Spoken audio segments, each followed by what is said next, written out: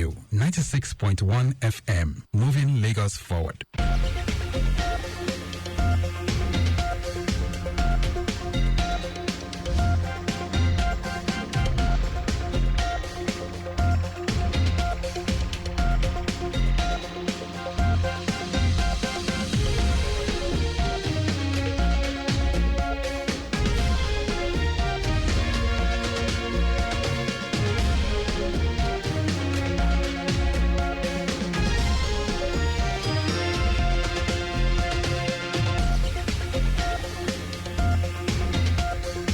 Good morning. Here is the news at 10. First, the highlights. Lagos State Government reaffirms commitment to address flooding issues frontally. Federal Government announces plans to boost Nigeria-Indonesia trade. On the foreign scene, authorities confirm 78 deaths, dozens missing as rescue operations continue in central Texas. And in sport, Super Falcons head coach Justin Madugu expresses satisfaction over team's performance against Tunisia at WAFCON 2024. Now the details. I am Dele Agadumo. Lagos State Government has reaffirmed its commitment to address frontally the menace of flooding by restoring the drainage right-of-ways and putting resilience infrastructure in place across the metropolis. Commissioner for the Environment and Water Resources, Tokunbo Wahab, stated this while addressing the media after an inspection tour around the ongoing 4.2-kilometer concrete lining drainage projects that cuts across Ikeja and Kushofe local government. Wahab said the project, which was awarded in 2024, will be done in phases, stating that the Sheraton to Ojota section is 45% completed, while the whole project will be completed in 24 months. He added that the Tribesodial drain, which is a 25 meters project, will discharge into the downstream, passing through under the new bridge at the Maryland area. The Lagos State Ministry of Justice has announced a renewed commitment to fast-tracking revenue cases through the designation of specialized judges and the integration of technology in adjudication processes.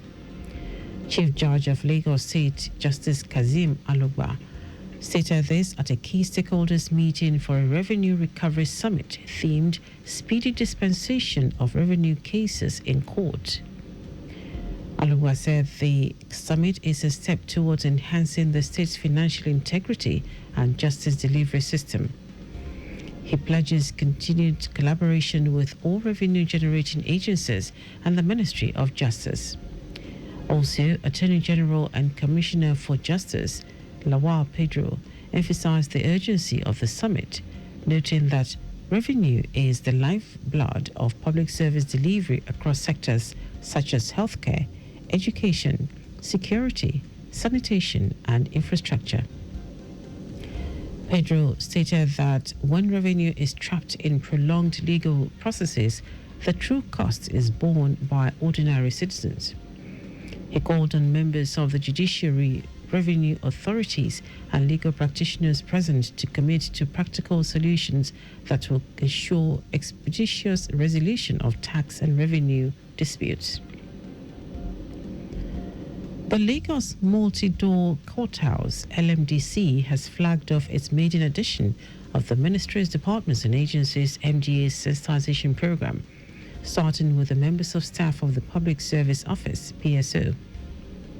Chief Executive Officer and Director of LMDC, Achere Cole, explained that the strategic move will help deepen awareness and promote the adoption of alternative dispute resolution ADR mechanisms across the Lagos State Government MDAs.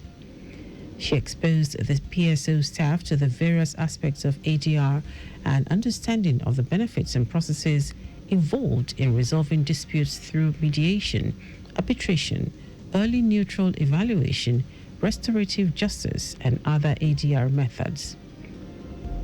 Cole noted that the LMDC is expected to extend the sensitization exercise to other MDAs as part of its commitment to institutionalize ADR as a viable, cost-effective and efficient alternative to litigation in the Lagos State Public Service.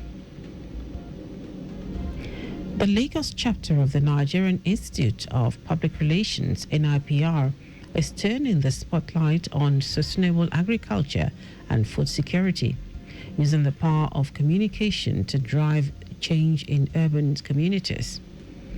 Chairman of the Lagos chapter, Samuel Ayetutu, says the initiative is part of this year's PR Fest 2025, a week-long celebration of creativity, culture and strategic communication. Ayetutu explained that the focus on urban farming was born out of the need to address key challenges facing Lagos and other growing cities across the country. PR Fest 2025 is scheduled to run from Friday, August 8 to Thursday, August 14, with the theme Urban Farming for Food Security, the Role of Communication. Chairman of the Planning Committee, Olabamiji Adeleye, calls on stakeholders and corporate bodies to support the event, which will feature mentorship for students and young PR professionals, the launch of PR and leadership clubs in tertiary institutions, PR sports and fitness festival, media tours, and a special documentary on urban farming in Lagos. Now to the rest of the stories. The federal government is committed to partnering with the private sector to boost trade and investment between Nigeria and Indonesia. Senior Special Assistant to the President on Entrepreneurship Development, Chalia Shagaya, said these are the mid-year economic outlook with the theme Building Resilience in Turbulent Times, organized by the Nigerian-Indonesia Chamber of Commerce and Industry, NICCI, in Lagos. Shagaya also pledged the government support for the Nigeria-Indonesia Investment and Trade Forum scheduled to hold in Jakarta, Indonesia from October 21 to 23 to boost bilateral trade and drive more investment and smarter collaboration between the two countries. She said the government is dedicated to partnering with institutions like NICCI to drive entrepreneurship growth in Nigeria. In his remarks, President of NICCI, Ismail Balogun, called on Nigerian businesses to participate in the 40th edition of the Indonesian Joint Expo coming up from 15th October through to 19th, also in Jakarta. According to him, the Business and Trade Expo is a pivotal event fostering international economic collaboration between Nigerian businesses and those in Indonesia.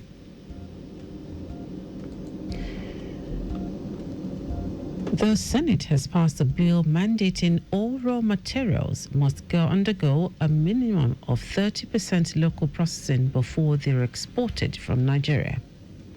The decision followed the adoption of the report by the Senate Committee on Science and Technology on the amendment of the Raw Materials Research and Development Council Act 2022. The bill, sponsored by lawmaker representing Ebonyi North, Oyekachi Iwebonyi, seeks to promote value addition, strengthen the local manufacturing sector, reduce resilience on imports, and stimulate sustainable economic growth. Under the new provisions, any exporter who fails to meet the 30% processing requirement will be subjected to a 15% levy on the export value of the raw materials and may face suspension or revocation of their raw material value addition certificate. The level of processing will be assessed based on the nature of the material, the technology applied, and the standards required by the target export market. The bill also aims to encourage local industries by cutting down the importation of materials that can be sourced or processed domestically. In his remarks, the Senate President Godswill Akpabio said the amendment marks a major step towards the country's industrialization. Akpabio added that the law would reduce imports of materials already available locally, protect local industries from unfair competition, and encourage investment in domestic processing capacity. Now to foreign news. At least 78 people are now confirmed dead after devastating flash floods swept through central Texas on Friday. According to reports, another 41 people remain missing.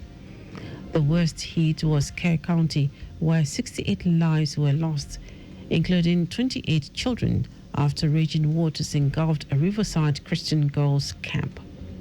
10 girls and a camp counselor from Camp Mystic are still unaccounted for. Authorities say the death toll is likely to rise, with more storms expected in the next 24 to 48 hours, posing fresh challenges for rescue teams already battling thick mud, debris, and even venomous snakes. And now sports.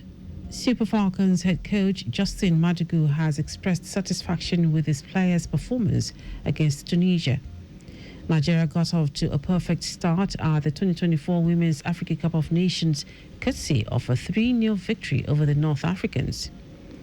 Asisat Oshuala opened scoring for the 9-time champions after 4 minutes, while Omorisola Babajide doubled the advantage on the stroke of half-time.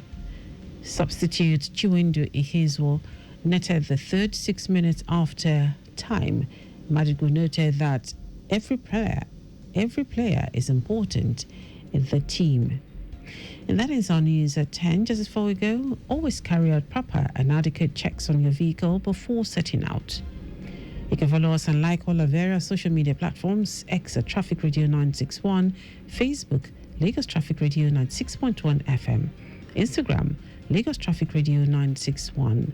Subscribe and watch news and programs live on YouTube at Traffic Radio 961. Visit our website on www.trafficradio961.ng. You can also listen to Lagos Traffic Radio 96.1 FM live on My Lagos app for timely updates.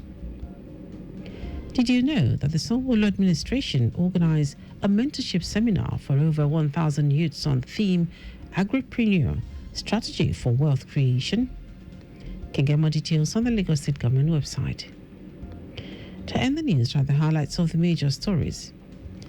Lagos State Government has reaffirmed its commitment to address frontally the menace of flooding by restoring the drainage right-of-ways and putting resilient infrastructure in place across the metropolis. The federal government is committed to partnering with the private sector to boost trade and investment between Nigeria and Indonesia. We also told you that at least 78 people are now confirmed dead after devastating flash floods swept through central Texas on Friday. And in sport, Super Falcons head coach Justin Madugu has expressed satisfaction with his players' performance against Tunisia. For contact with the newsroom, send a message to info@trafficradio961.ng. That is news broadcast compiled by Zainab Adibeshi. I am Dele Agadumo. Good morning. Thank you for listening.